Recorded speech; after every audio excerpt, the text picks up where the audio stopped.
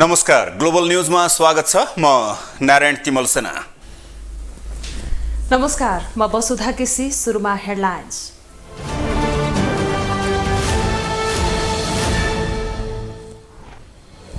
सांसद श्रेष्ठको 2 करोड प्रकरण सडकदेखि संसदसम्म चर्चामा। संसदीय छानबिन समिति गठन गर्न संसदको माग। राष्ट्रिय स्वतन्त्र पार्टीले माग्यो माफी। बालेनको आग्रहपछि सिंहदरबारबाट फोहोर उठेन, जवाबदेही नभएको भन्दै गृहमन्त्रीको आपत्ति। तत्काल संवाद थाल्न प्रधानमन्त्रीसँग गगन थापाको माग। संक्रमणकालीन विधेयक पारित हुनेमा अझै अन्यल, छिटो पारित गर्ने सत्तारूढ दलको तयारी। हतारो नगर्न प्रतिपक्षको सुझाव। आर्थिक क्षेत्र चलायमान नभएसम्म राजस्व सङ्कलनमा वृद्धि नहुने अर्थमन्त्री डाक्टर महतको टिप्पणी। राजस्व झण्डै 1/3 घटेकोमा चिन्ता। र शहीद स्मारक ए डिभिजन लिगमा फ्रेन्च क्लबलाई हराउँदै पुलिसको पहिलो जित। चर्च बोइज र एपीएफले बराबरी अङ्क बाँडे।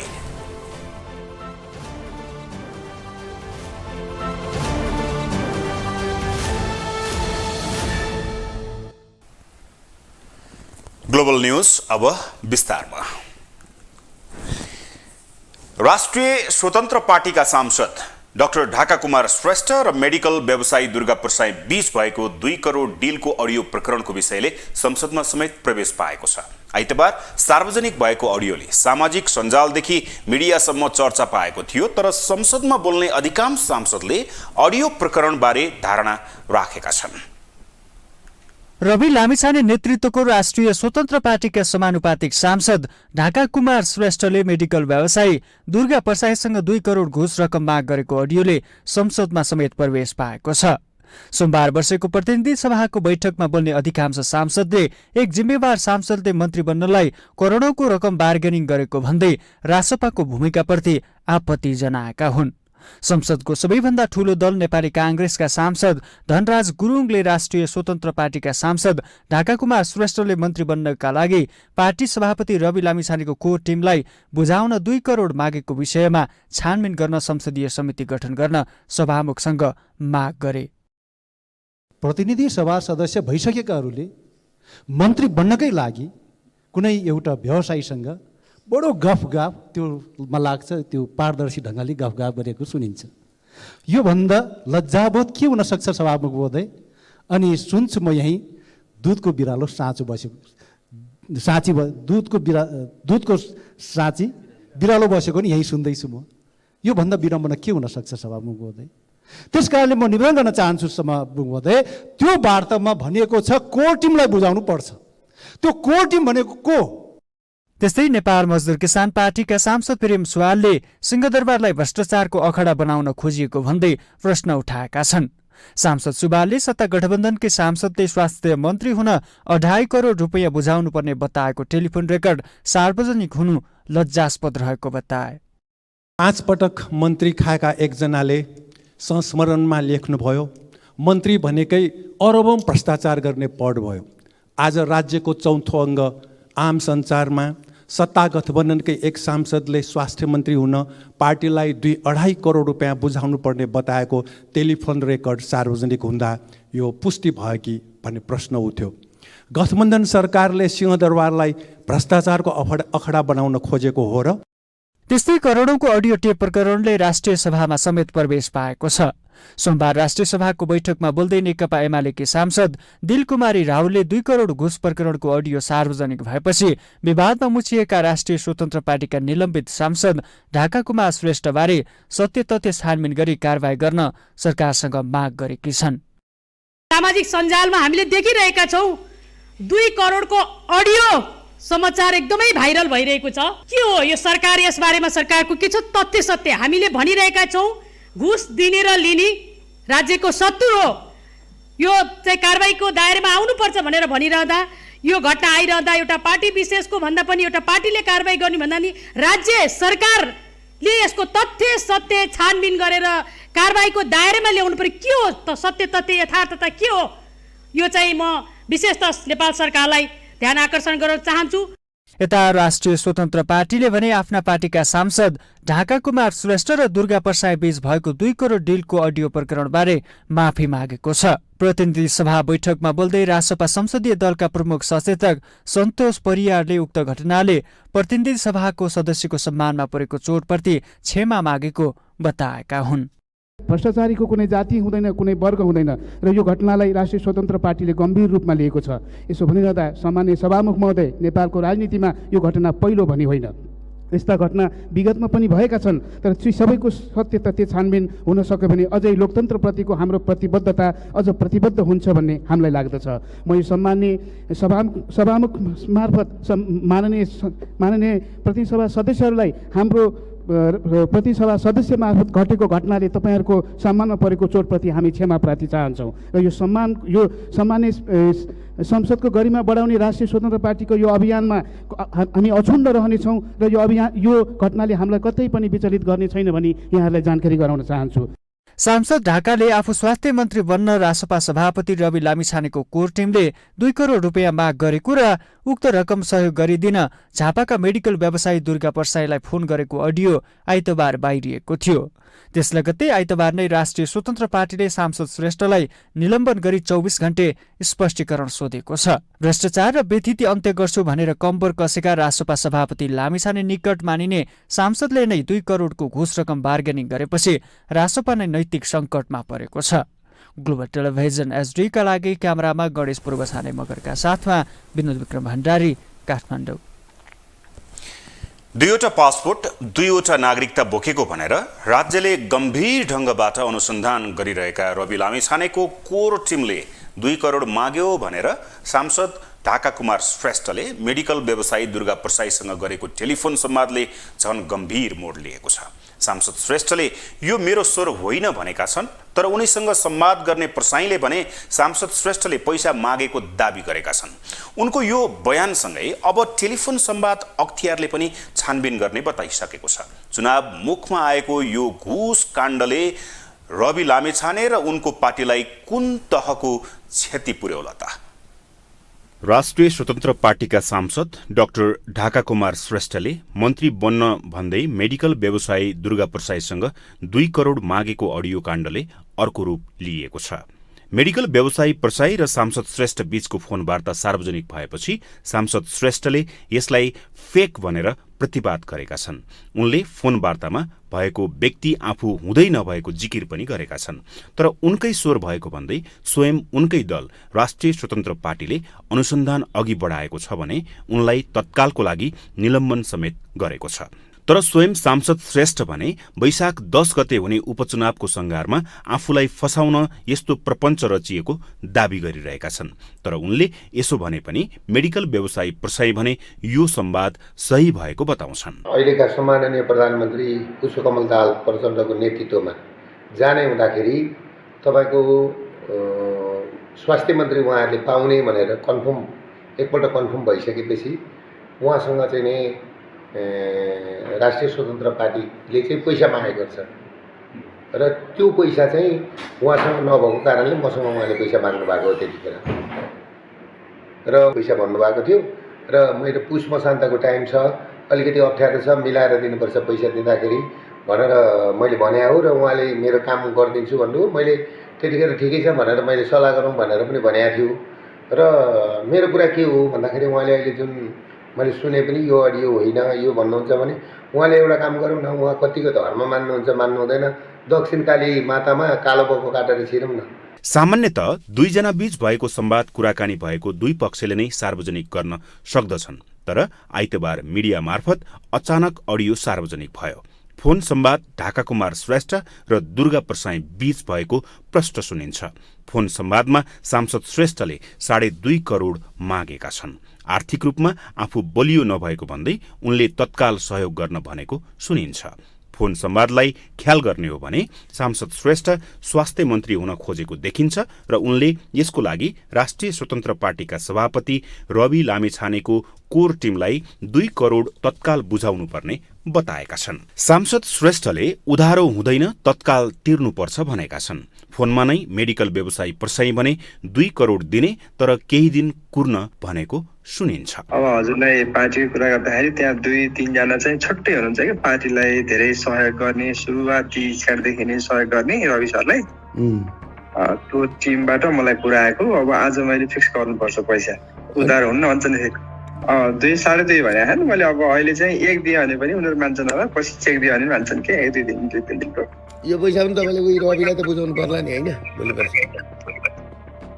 मैले रवि सरलाई भन्दा रवि सर देखा गर्नु भयो होइन, बाहिरको 2-3 जना साथीहरू हुनुहुन्छ उहाँलाई दिने, अब पार्टीलाई जान्छ भने खाने के अरे पार्टीलाई अलिकति सहयोग गर भनेर त्यहाँ आन्तरिक तरिकाले त कोर टिम छ 1जना 2-3 जनाको, तिनीहरूले भनिरहेछन् मलाई 2 जति चाहियो, 2.5 जति चाहियो भन्दै थियो मलाई हिजो। मेरो पक्का चाहिँ पक्का भयो। त्यो आज मैले फिक्स गर्नु छ क्या सर। अब त्यही भएर अलिकति म फेरि आर्थिकमा त्यस्तो साह्रै एकदम ऊ छैन।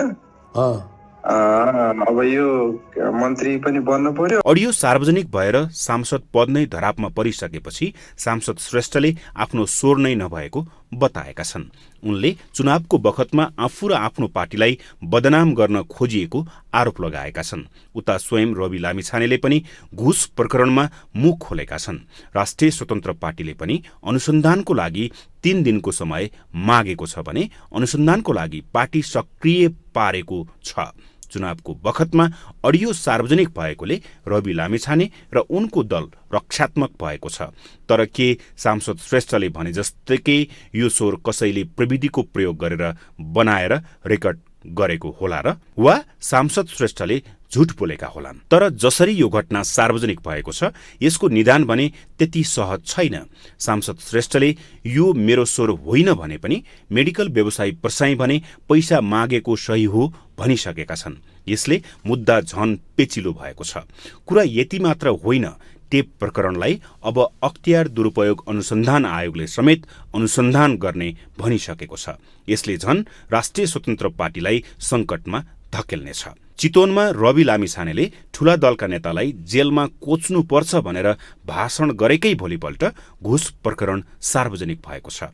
नागरिकता पासपोर्ट काण्डबाट मुक्ति समेत राम्ररी नपाइसकेका रविले पार्टीका सांसद श्रेष्ठले रविको कोर टिमले पैसा माग्यो भनेर गरेको फोन संवाद सार्वजनिक भएपछि झन संकटमा परेका छन् रवि लामिछाने र उनको पार्टी राष्ट्रिय स्वतन्त्र पार्टी।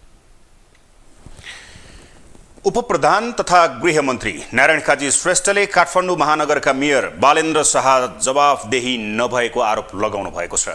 मेयर शाहले शनिबारदेखि महानगरले सिंहदरबारभित्रको फोहोर नउठाउनु भन्दै दिएको निर्देशनलाई लिएर गृहमन्त्री श्रेष्ठले शाहप्रति टिप्पणी गर्नुभएको हो। साथै कांग्रेस महामन्त्री गगन थापाले समेत सिंहदरबारको फोहोर नउठाउने विषयले लज्जित बनाएको भन्दै तत्काल प्रधानमन्त्रीले मेयर बालेन्द्रसँग संवाद अगाडि बढाउनु पर्ने बताएका छन्। उपप्रधान तथा गृहमन्त्री नारायण काजी श्रेष्ठले काठमाडौँ महानगरपालिकाका मेयर बालेन्द्र शाहले सिंहदरबारको फोहोर उठाउँदिन भनेर भन्न मिल्छ कि मिल्दैन भनेर प्रश्न गरेका छन्। सोमबार चितवन पुगेका गृहमन्त्री श्रेष्ठले सार्वजनिक रूपमै मेयर शाह र स्वयं मेयरलाई कुन ठाउँमा समाजको अगाडि प्रस्तुत गर्छ भने त उहाँले नै सोच्नु पर्यो। त्यसैगरी नेपाली कांग्रेसका महामन्त्री तथा काठमाडौँ निर्वाचन क्षेत्र नम्बर 4 का सांसद गगन कुमार थापाले मेयर बालेन्द्र शाहसँग तत्काल संवाद गर्न प्रधानमन्त्री पुष्पकमल दाहाल प्रचण्डलाई आग्रह गरेका। मेयर बालेन्द्र शाहले संघीय सरकारप्रति असहमति प्रकट गर्दै सिंहदरबारभित्रको फोहोर नउठाउन निर्देशन दिएको कुराले लज्जित बनाएको भन्दै संवादका लागि प्रधानमन्त्रीलाई आग्रह गरेका हुन्। प्रधानमन्त्री प्रचण्डले मेयर शाहसँगै काठमाडौँका जनप्रतिनिधिलाई समेत सँगै राख्नुपर्ने थापाको भनाइ छ। तर अहिलेलाई म सम्माननीय प्रधानमन्त्रीलाई आग्रह गर्न चाहन्छु, कुनै विलम्ब नगरिकन, कुनै आग्रह नगरिकन काठमाडौँ महानगरपालिकासँग छलफल गरियोस्, संवाद गरियोस्। जुन विषय अहिले सल्टाउनु पर्ने हो सल्टाइयोस्, जुन विषयमा समझदारी कायम गर्नुपर्ने हो समझदारी कायम गरियोस्, जायज मागहरू पुरा गरियोस् र हामी काठमाडौँका जनप्रतिनिधिहरूलाई पनि यो प्रक्रियामा सम्मिलित गराइयोस्। तर विषय काठमाडौँ र अहिलेसँग मात्र सम्बन्धित छैन। अहिले हामी सिंहदरबार गयौँ भने हामी थुप्रै पालिकाका प्रमुखहरू त्यहाँ अहिले यत्रतत्र हामी हल्लिरहेको देख्छौँ। प्रशासकीय प्रमुख माग्न आउनुभएको छ, कोही सरुवा रोक्न आउनुभएको छ, कोही सरुवा गराउन आउनुभएको छ। शिक्षाको काम स्वास्थ्यको काम लिएर सबै काठमाडौँ आएर थोप्रिनुपर्ने अवस्था आएको छ। सरकारले कतिपय ठाउँमा 2 महिना मात्र बाँकी हुँदै गर्दाखेरि बजेट बनाउने बेलामा कैयौँ प्रमुखहरूको सरुवा गरेको छ। निजामती ऐन, शिक्षा ऐन, स्वास्थ्य ऐन हामीले गर्नुपर्ने कामहरू समयमा गरेका छैनौँ। यो संविधानले 3 तहको सरकार भन्छ र कोअपरेटिभ फेडरलिजमको मान्यताको आधारमा चल्नुपर्ने भन्छ सम्माननीय सभामुख महोदय। तर यो मर्मलाई हामीले आत्मसात गरेका छैनौँ। फोहोर व्यवस्थापनदेखि यातायात पूर्वाधार लगायतका शिक्षा स्वास्थ्य कैयन विषयहरूमा प्रदेश सङ्घ र स्थानीय सरकार कतिपय ठाउँमा स्थानीय सरकारहरूको बीचमा समन्वय भयो भने मात्रै यथोचित परिणाम प्राप्त हुन सक्दछ। मेयर बालेन्द्र शाहले 14 बुँदे कारण देखाउँदै सिंहदरबारको फोहोर नउठाउने बताएका छन्। जनआजीविकाका मुद्दामा संघीय सरकारले स्थानीय सरकारसँग समन्वय गर्न नचाहेको उनको गुनासो छ। बारम्बार प्रयास गर्दा पनि संघीय सरकारले व्यवस्था र लापरवाही गरेकाले बाध्य भएर फोहोर उठाउन बन्द गरेको उनको भनाइ थियो। मेयर शाहले चैत 25 गते सिंहदरबारको फोहोर नउठाउने घोषणा गरेसँगै सिंहदरबार परिसरमा अहिले फोहोरको थुप्रो नै लागेको छ। ग्लोबल टेलिभिजन एचडीका लागि सुदर्शन आचार्यको रिपोर्ट। शहरी विकास मन्त्री सीता गुरुङले फोहोरलाई देखाएर राजनीति गर्न नहुने बताउनु भएको छ। मन्त्री गुरुङले काठमाडौँको फोहोर व्यवस्थापनका लागि मन्त्रालयको समन्वय गर्ने मात्रै जिम्मेवारी रहेको भन्दै व्यवस्थापनको जिम्मेवारी काठमाडौँ महानगरपालिकाको भएको बताउनुभयो। यद्यपि आफ्नो मन्त्रालयले व्यवस्थापनका लागि समन्वयकारी भूमिका निर्वाह गर्न कन्जुसाई नगर्ने उहाँको भनाइ थियो। उहाँले महानगरको सिंहदरबारको फोहोर नउठाउने कदमको सम्बन्धमा मन्त्रालयमा छलफल भएको र समस्या समाधानका लागि समिति नै बनाएर अघि बढ्न लागि बताउनुभयो। व्यवस्थापन गर्ने भनेको स्थानीय तहको सरकारले भन्ने व्यवस्था निश्चित नै भएको कारणले गर्दा अब हामीले समन्वयकारी भूमिका निर्वाह गर्ने कुरामा कुनै पनि कन्जुसाइ हुँदैन। विगतमा यहाँको फोहोर व्यवस्थापनको निम्ति जुन शहरी विकास मन्त्रालयले समन्वय गरेर बनचरी डाँडासम्मको सडक निर्माण र अर्को भौतिक पूर्वाधार संरचना निर्माणको लागि जुन जिम्मेवारी थियो त्यो पुरा गरिसकेको कारणले गर्दा अब भनेको चाहिँ हामीले समन्वय गर्ने काम मात्रै हो। हिजो मात्रै हामीले चाहिँ मन्त्रालयमा छलफल गरेका छौँ। समस्या समाधानका लागि सरकार लागि परेको मन्त्री गुरुङको भनाइ थियो। अब पालो ग्लोबल भोइसको।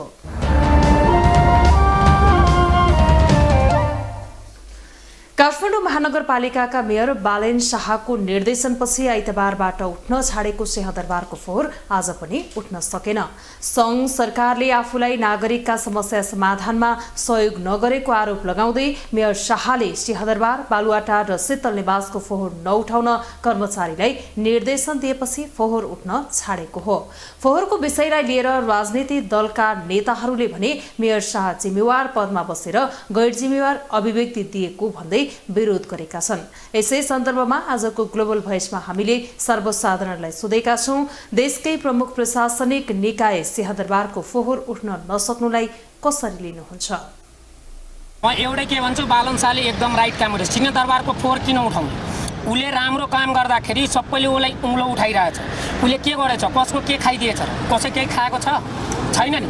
उसले एउटा सहरलाई सुरक्षित, हामी नागरिकलाई एकदम व्यवस्थित बनाउन खोजेको मान्छे, अनि उसमा चाहिँ उसलाई किन उठाउने? त्यो फोहोर नउठाउने।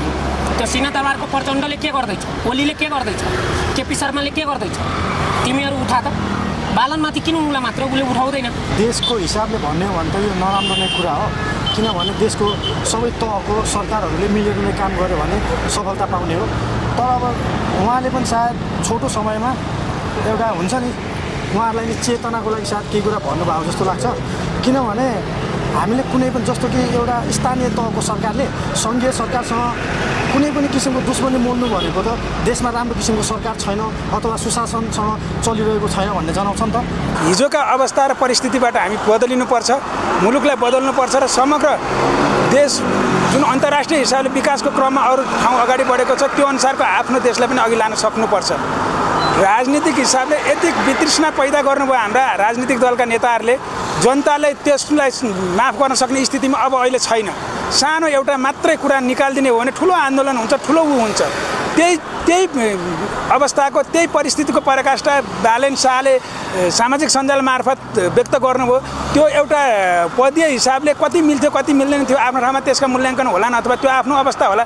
तर हरेक नेपालीको मनमुटुमा यो किसिमको समस्या, यो किसिमको अवस्था र यो किसिमको आक्रोश पैदा भएको छ। त्यो बालेन सरले भन्नुभएको कुरा चाहिँ के छ भने उहाँहरू चाहिँ अब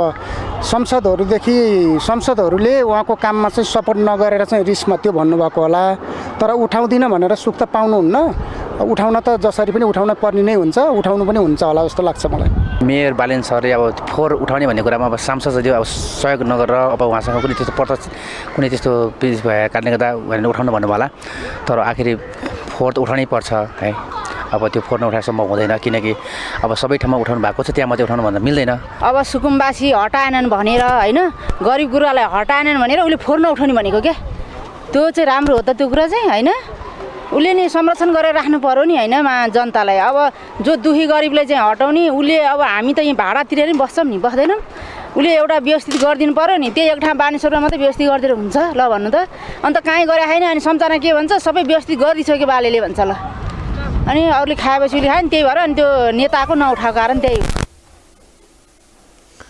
संक्रमणकालीन न्याय सम्बन्धी विषय टुङ्गोमा पुर्याउनु पर्नेमा दलहरू सहमत देखिएका छन् 16 वर्षदेखि टुङ्गिन नसकेको यो विषय राष्ट्रको विषय र साझा विषय भएको भन्दै ठूला पार्टीका शीर्ष नेताहरू यसलाई निकास दिनुपर्नेमा एकमत देखिन्छन् तर सत्तारूढ गठबन्धनका दलहरूले फास्ट ट्र्याकबाट यो विधेयक ल्याउनु पर्नेमा जोड दिए पनि प्रमुख प्रतिपक्षी दल नेकपा एमाले भने संसदीय समिति गठन गर्दै छलफल र सहमतिका साथ संसदबाट पास हुनुपर्ने अडान लिएको छ संक्रमणकालीन न्यायको विषयमा मुलुकमा 16 वर्षदेखि चर्चा र बहस जारी छ यो बहसमा निरन्तरता भने छैन समय समयमा दलहरू गम्भीर भएर यो विषयलाई उठान गर्ने र आफै सेलाउँदै जाने अवस्थामा विगतमा देखिएको छ यसैबीच पछिल्लो समयमा भने यो विषयलाई टुङ्गोमा पुर्याउनु पर्ने मत बलियो बन्दै आएको छ र यो विषय टुङ्ग्याउनु पर्नेमा प्रधानमन्त्री प्रचण्डलाई दबाव पनि सोही अनुसार सरकार र सत्ता गठबन्धनमा रहेका दलहरूले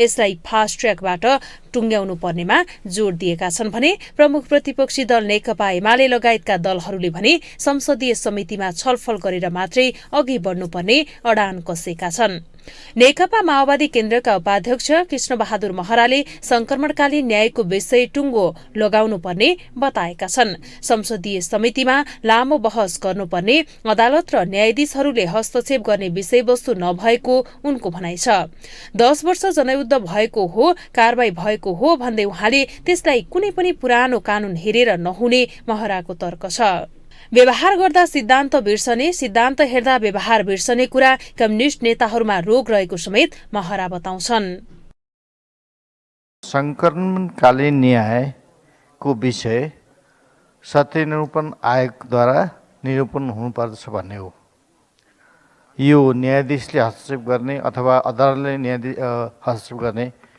विषय वस्तु होइन अगाडि हाम्रो डिलारामजीले भनिसक्नुभयो वास्तवमा बृहत विस्तृत शान्ति सम्झौताको मर्मको विषय पनि यही हो मर्मअनुसार दिगो शान्ति कायम गर्ने र वास्तवमा राज्यको पुनर्संरचनासहित शान्तिलाई निष्कर्षमा पुर्याउने र कुनै पनि मुद्दाहरू अब संक्रमणकालीन न्यायको मूल नस्ल भनेको के हो भने फर्गिभ या फर्गेट त्यस बेलाको मुद्दा 10 वर्षमा जनयुद्ध भएकै हो जनयुद्धमा कारबाही भएकै हो तर यसलाई फेरि पुरानो संविधान कानुन अनुसार हेरेर हुँदैन यसलाई आयोगद्वारा हल गर्नुपर्छ भन्ने आजको निष्कर्ष हो यता नेकपा एमालेका सचेतक महेश बर्तौलाले भने संक्रमणकालीन न्याय सम्बन्धी विधेयक सत्ता पक्षको एकाङ्की विषय नभएको बताएका छन्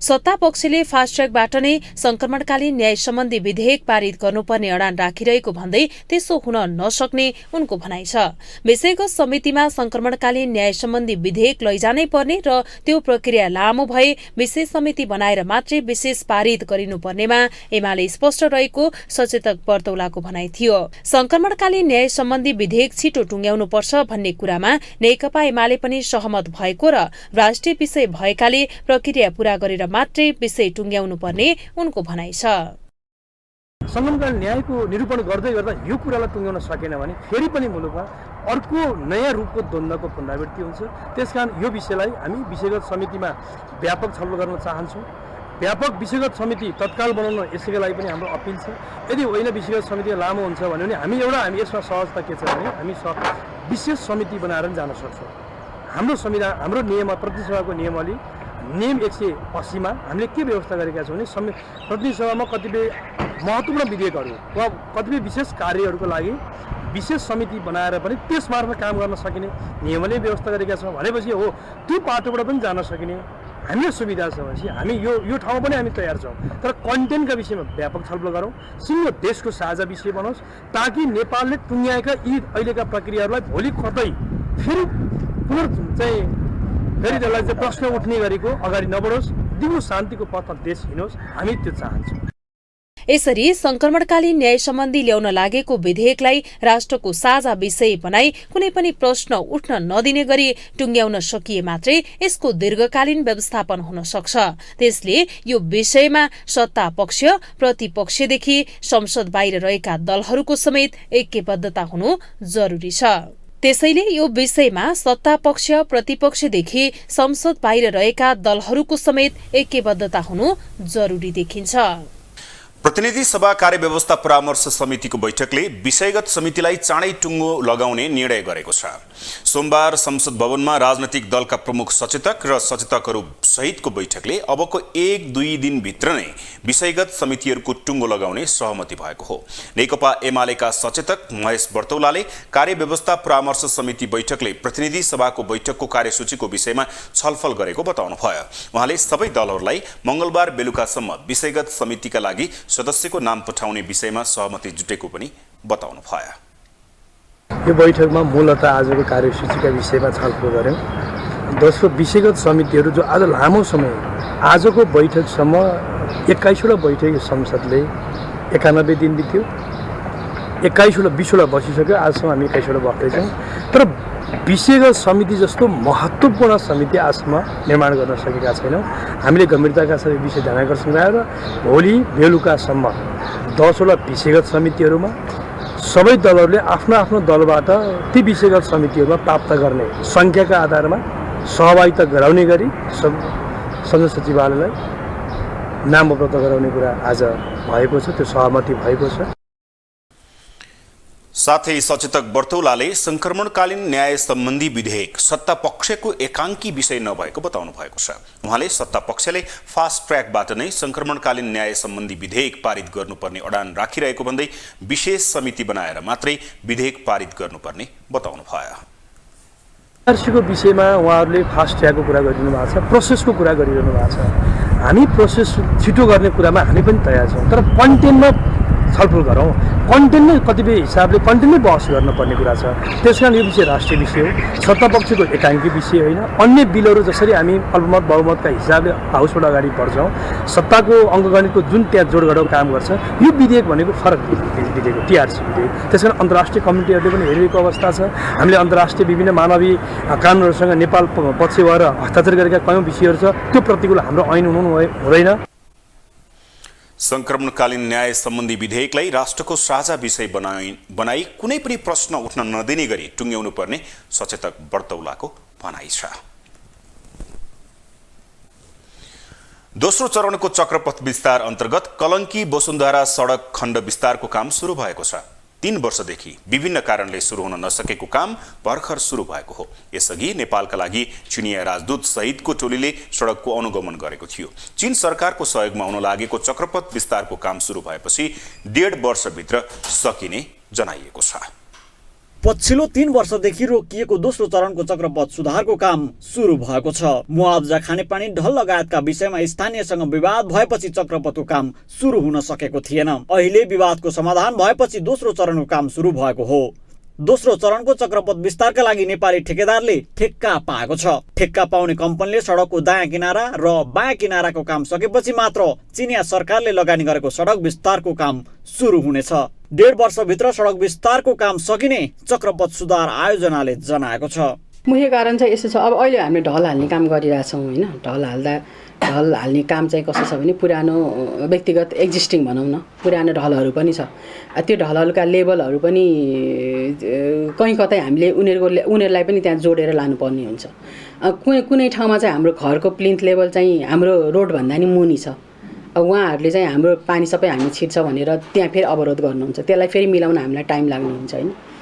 त्यस्ता समस्याहरू र अब खानेपानीको पनि अलिकति खानेपानीले पनि अलिकति समस्या दिएको छ अहिले चाहिँ। चक्रपथ सडकको पहिलो चरणमा कोटेश्वरदेखि कलङ्कीसम्म यसअघि नै विस्तार भइसकेको छ। दोस्रो चरणको काम तोकिएको समयमा सकिने दाबी गरेको भए पनि अहिलेकै तरिकाले काम भए समयमा नसकिने स्थानीयहरू बताउँछन्। अब यो सरकारी बजेटहरू यो बन्दिए त राम्रो होइन, खुसी भन्दा नि यो सदुपयोग यो जति बजेट पर्छ नि सरकारको त्यो बजेट अनुसार चाहिँ सबै काम सम्पन्न गरिदिएर छिटै सम्पन्न गरिदिए त राम्रो, जनताले खुसी हुने बाटो नै हुन्थ्यो होइन। धेरै ठाउँको उदाहरण हेर्दा चाहिँ अब त्यति विश्वस्त लाग्दैन। यो अब आज भत्कायो, यो भत्काएको कति दिनपछि यसको अर्को रूपको काम हुन्छ कि, जस्तो आज भत्कायो अब भोलिबाटै अर्को रूप लिनुपर्ने हो नि त। आज भत्कायो तपाईँ आएर नि हेर्न सक्नुहुन्छ, एक हप्तापछि फेरि अर्को रूपान्तरण गर्न चाहिँ 1 हप्ता 10 दिन 15 दिन जान्छ कि। त्यसलाई तत्कालै चाहिँ अब सम्पन्न गर्ने हिसाबले चाहिँ कसैले पनि काम गरेर भेटिँदैन। काठमाडौँ चक्रपथ विस्तारको कलङ्कीदेखि वसुन्धरासम्म 8.2 किलोमिटर दोस्रो चरणमा सडक विस्तार सुरु भएको हो, जस अन्तर्गत रहेका करिब 300 बिजुलीका पोलहरू हटाइसकिएको र अब 22 वटा पोलहरू मात्रै हटाउन बाँकी रहेको छ। सडक छेउमा रहेका 19 वटा मन्दिरहरूमा गोङ्गबुमा रहेको मन्दिर बाहेक अन्य सबै मन्दिरहरू स्थानान्तरण गरिसकिएको छ। ग्लोबल टेलिभिजनको लागि क्यामेरामा रूपेश केसीका साथमा सूर्य प्रसाद भट्टराई, काठमाडौँ। नेपाल शिक्षक सङ्घको 9औं अधिवेशन मङ्गलबारदेखि काठमाडौँमा सुरु हुँदैछ।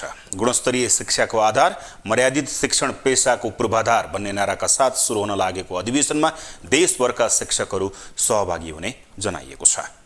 मङ्गलबारदेखि सुरु हुने नेपाल शिक्षक सङ्घको अधिवेशनको सम्पूर्ण तयारी सकिएको छ। गुणस्तरीय शिक्षाको आधार मर्यादित शिक्षण पेसाको पूर्वाधार भन्ने नाराका साथ सुरु हुन लागेको अधिवेशनमा देशभरिका शिक्षकहरूको सहभागिता रहनेछ। चैत्र 28 देखि 30 गतेसम्म चल्ने अधिवेशनले नयाँ नेतृत्वको समेत चयन गर्नेछ। निजामती सेवा सरह विद्यालयमा कार्यरत कर्मचारीले सेवा र सुविधा पाउनुपर्ने माग सङ्घको रहेको छ। त्यसबाहेक राहत शिक्षकलाई समेत उचित ध्यान दिनुपर्ने र अस्थायी शिक्षकका लागि स्थायी शिक्षा नीति ल्याउनुपर्ने जस्ता उद्देश्य रहेको शिक्षकहरू बताउँछन्। 9औं महाधिवेशनबाट त्यो कुराहरू पारित गरेर पुनः पनि फेरि एकपटक यो राज्यलाई शिक्षामा समुन्नत गराई, शिक्षा उन्नयन गराई, अन्ततगत विद्यालय सबै शान्तिपूर्वक हिसाबले चलाउने, सृजनशील किसिमले गर्ने भन्ने यसको ध्येय हो। यसमा नम्बर 1 मा पहिलो कुरा भनेको निजामती सेवा सरह विद्यालयमा कार्यरत शिक्षकहरू शिक्षासँग सम्बन्धित सम्पूर्णलाई सुविधाहरू प्राप्ति गराउनु हो। दोस्रो कुरा, जस्तो निजामती शिक्षामा सेवा सुविधाहरू धेरै देख्छौँ, सेवा सुविधाहरू धेरै कुराहरू छन्, विविध छन् र त्यो शिक्षकमा लागू हुनु पर्यो र यो बेला बेलामा नेपाल सरकारसित सम्झौता भएको हो, नेपाल शिक्षक सङ्घबाट सम्झौता भएको हो। त्यो सम्झौता भए मुताबिक नै त्यसलाई अझ पुनः परिमार्जन गरेर अगाडि बढ्नुपर्छ भन्ने कुरा हो। शिक्षकहरूको हक हितका लागि र समुन्नत शिक्षाका लागि अधिवेशन हुन लागेको हो। अधिवेशनको सबै तयारी सकिएको र अधिवेशनमा मुख्यतया 3 वटा विषय उठाएको शिक्षक सङ्घका निवर्तमान उपाध्यक्ष गोकर्ण बानियाले बताएका छन्। विगत 5 वर्षको अवधिमा नेपाल शिक्षक सङ्घको सङ्घीय समितिले गरेका क्रियाकलापहरूको समीक्षा र आगामी तोकिएको अवधि यानि कि 4 वर्षका लागि हामीले शिक्षक सङ्घसँग सम्बन्धित साङ्गठनिक गतिविधिहरू र नेपालको शिक्षा र विद्यालयभित्र कार्यरत शिक्षक, विद्यालय कर्मचारी र बाल शिक्षकहरू को वृत्ति विकास, उनीहरूको पेसालाई स्तरीय र मर्यादित बनाउनका लागि चाहिँ हामीले नीति कार्यक्रमको तयार गर्ने र त्यो नीति कार्यक्रम कार्यान्वयनका लागि नेतृत्व चयनका लागि हामी यो अधिवेशन गरिराखेका छौँ। नेपाली काङ्ग्रेस निकटको शिक्षक सङ्घको स्थापना विक्रम सम्मत 2047 साल वैशाख 30 गते भएको हो। ग्लोबल टेलिभिजनका लागि क्यामेरामा रूपेश केसीका साथमा जुनिसा कोइराला, काठमाडौँ। अब इकोनोमिक न्यूज।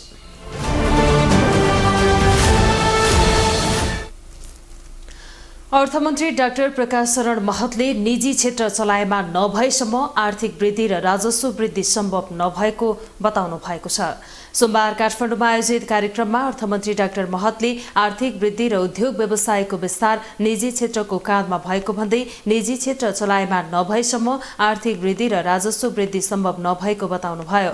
उहाँले आर्थिक गतिविधिलाई चलायमान बनाउन राज्यको लगानीले मात्रै नपुग्ने समेत बताउनुभयो। उहाँले बाह्य र स्थानीय लगानीलाई प्रबन्धन नगरी आर्थिक समृद्धिको लक्ष्य पूर्ति हुन नसक्ने समेत दावी गर्नुभयो। उहाँले निजी क्षेत्र सरकारको साझेदार भएको भन्दै राज्य र निजी क्षेत्रको साझेदारीमा मात्रै अर्थतन्त्र अगाडि बढाउन सकिने बताउनुभयो। उहाँले सरकार सामाजिक सेवा र पूर्वाधारको विकासमा मुख्य रूपमा केन्द्रित हुने समेत धारणा राख्नुभयो। आर्थिक गतिविधिलाई चलायमान गर्न त्यसले मद्दत पुग्छ, तर सँगसँगै राज्यको लगानीले मात्रै पुग्दैन।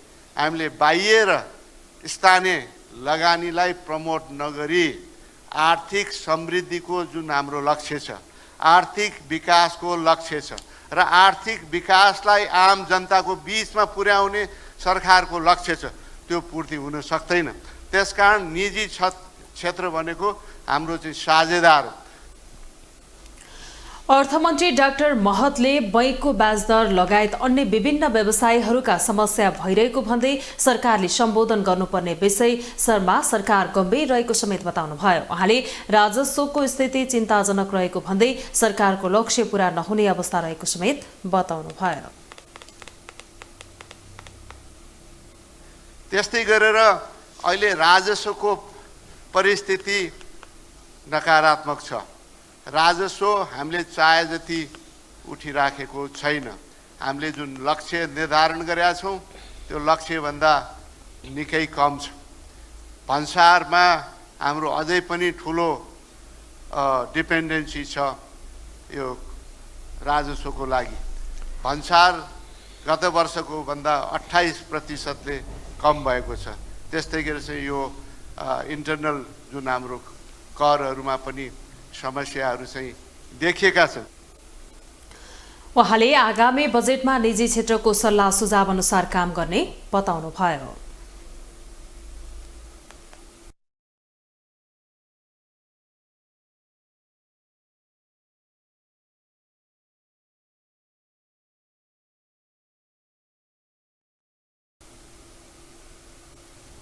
अब इन्टरनेशनल न्यूज।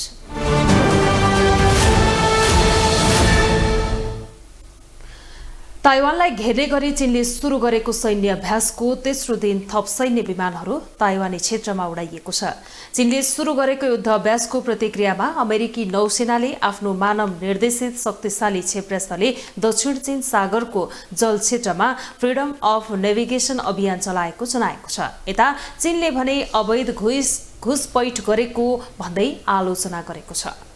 ताइवानी राष्ट्रपतिको अमेरिका भ्रमणपछि क्रुद्ध बनेको चीनले शनिबार सुरु गरेको सैन्य अभ्यासको तेस्रो दिन युद्ध विमानहरूले युद्धकै अभ्यास गरेका छन्। अन्तर्राष्ट्रिय सञ्चार माध्यमहरूका अनुसार ताइवानी हवाई क्षेत्रमै प्रवेश गरेको चीनिया युद्ध विमानहरूले सैन्य अभ्यास गरेका हुन्। सैन्य अभ्यासको तेस्रो दिन सोमबार ताइवानले आफ्नो वरपरको पानीमा थप 70वटा लडाकु विमान र 11वटा जहाज भेटिएको बताएको थियो। ताइवानको रक्षा मन्त्रालयले आफ्नो हवाई क्षेत्रमा 4 चीनिया लडाकु विमानहरू प्रवेश गरेको पुष्टि समेत गरेको थियो।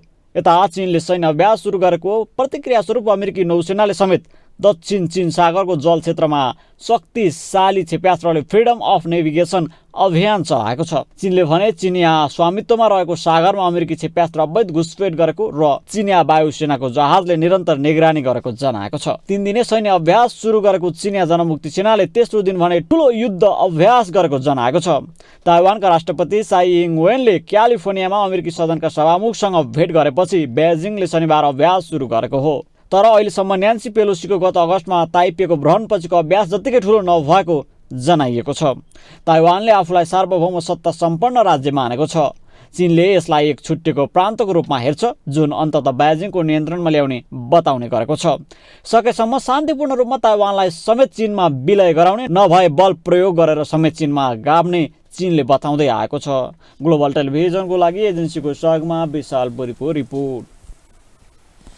अब स्पोर्ट्स न्यूज।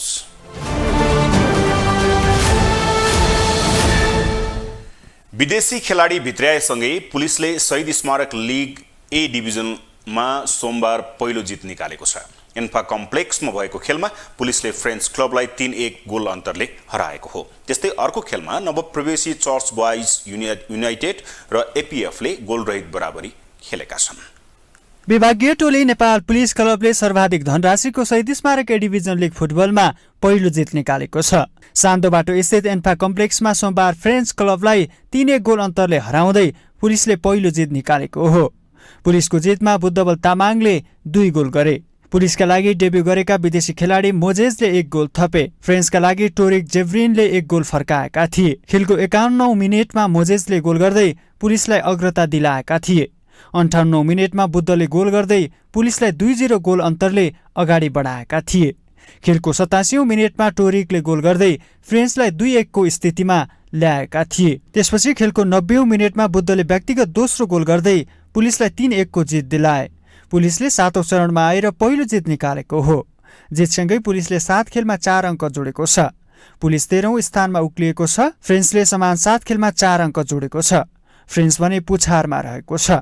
त्यस्तै सोमबारै भएको अर्को खेलमा चर्च बॉयज युनाइटेड र एपीएफ क्लबले बराबरी खेल्दै अङ्क बाँडेका छन्। त्रिपुरेश्वर स्थित दशरथ रङ्गशालामा सोमबार भएको खेलमा चर्च बॉयज र एपीएफले गोलरहित बराबरी खेलेका हुन्। निकै प्रतिस्पर्धात्मक खेलमा दुवै टोलीले पाएको अवसर सदुपयोग गर्न सकेनन्। यस बराबरीसँगै चर्च बॉयजले 7 खेलमा 13 अङ्क जोडेको छ। एपीएफले 7 खेलमा 11 अङ्क जोडेको छ। ए डिभिजन लिग खेलिरहेका क्लबहरूमा पछिल्लो समय खेलाडीको कमी देखिएको छ। नियमित खेलाडी भविष्यको खोजीमा विदेश जान थालेपछि क्लबमा फुटबल खेलाडीको अभाव देखिएको हो। ग्लोबल टेलिभिजन एसडी का लागि क्यामेरामा निर्मल तिमिल सिन्हाका साथमा विनोद विक्रम भण्डारी, काठमाडौँ। ग्लोबल न्यूजको अन्त्यमा अहिलेसम्मका हेडलाइन्स पुनः एकपटक।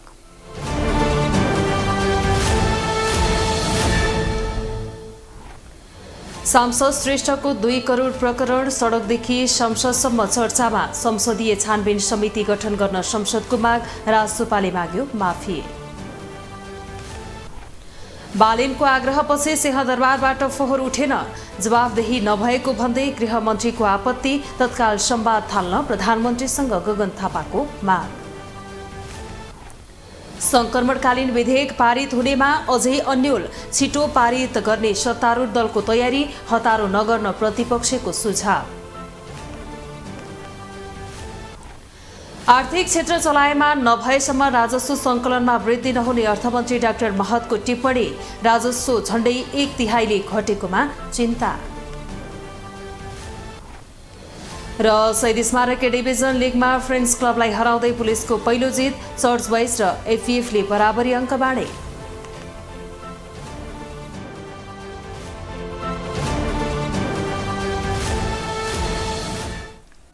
हवस् त, ग्लोबल न्यूज अहिलेलाई यति नै। ग्लोबल टेलिभिजन तपाईँ फेसबुक तथा युट्युबमा पनि प्रत्यक्ष हेर्न सक्नुहुनेछ।